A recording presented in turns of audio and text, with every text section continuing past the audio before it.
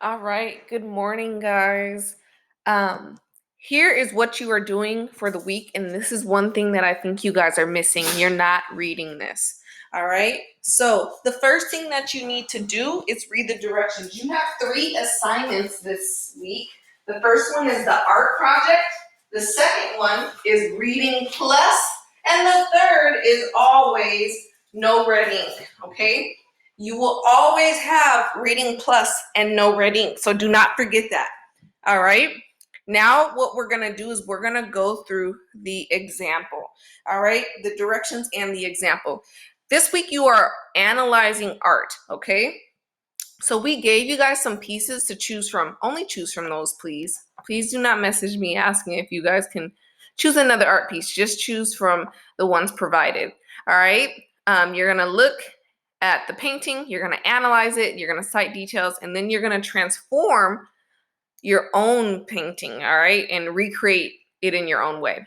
So choose a painting, answer the analysis questions on each side.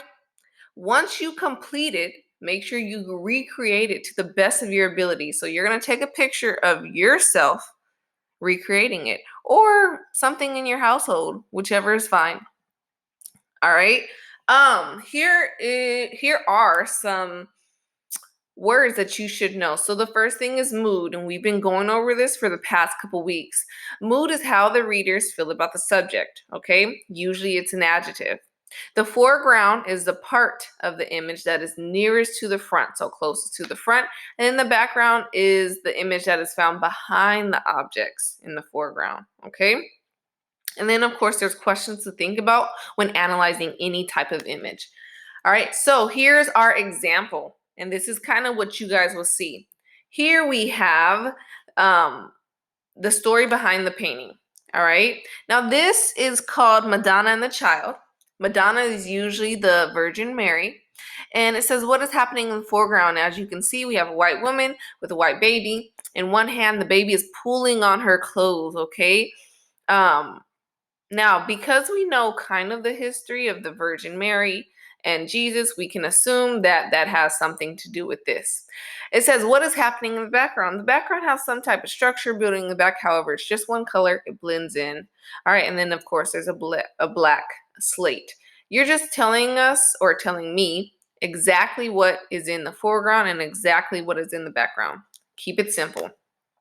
What is the mood? All you're going to do here is highlight what you think the mood is. Remember, the mood is how it makes the reader or viewer, in this case, feel. All right, for this one, we chose sympathetic. All right. Then you're going to choose a detail that supports the mood you chose. All right, so the reason why I chose sympathetic was because she has a very blank face, kind of like the face of a mom when she's annoyed with a child. All right. She's looking down, but the baby is looking up. Um, and it makes us feel kind of bad for the mom and the child, actually. Okay. Um, Now here you describe the setting. Here it looks like it's in a church.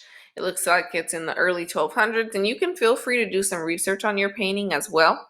All right, it may reference some type of religion because we know that Madonna means Mary, right? We can assume that it's probably some type of Catholicism or Christianity. Then we have describe the characters in the painting. So here we have two characters. We have the white woman and we have the white baby. We have she's wearing a green robe. Green normally symbolizes growth and new beginnings. She looks focused. She's staring straight ahead. Then we have the baby pulling at the mother's robe, looking up at her. He's also wearing a ring of light around his head, which normally is used for Jesus or saints in certain religions. So you want to keep that also in mind. Use your background knowledge and, of course, do some research on the actual painting. It says info or list their thoughts. So just tell us what you think they're thinking. All right. So here, I think that the mother may be frustrated. All right. Because she just had a baby out of wedlock. She's experiencing hate from her community because of that. I mean, imagine your wife just had a baby and you ain't. I mean, come on now. Joseph is probably mad and she's probably just frustrated. All right. then the baby is full of curiosity. I mean, most babies are, they've never seen this world. They want to lick everything, touch everything, see everything, and cry when they are not able to do that.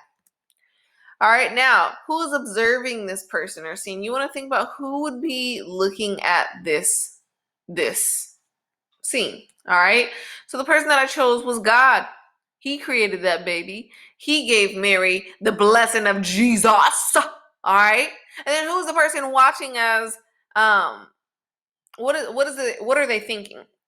So what I was thinking was God is probably thinking, man, that's a beautiful baby. I create beautiful babies, and I chose the right woman to have this child, because no matter how much pain and frustration he brings her, she will still take care of him. She will still love him. Yes.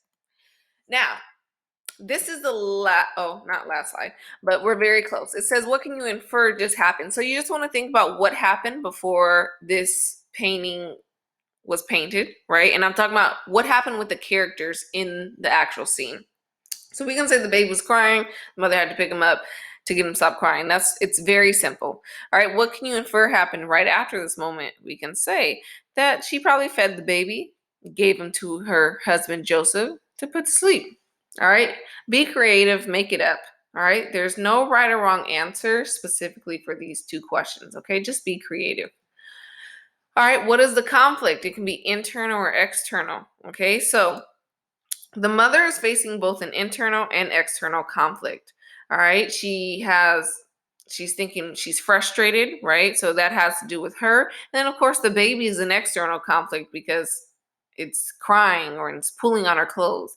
And then the baby is facing external conflict because his mom is a little frustrated. All right, then how might this conflict be resolved? I mean, it could be resolved by the mom actually focusing on the baby, to get the baby to stop tugging on her clothes and give it more attention. All right, again, be creative. Now here's a reenactment photo.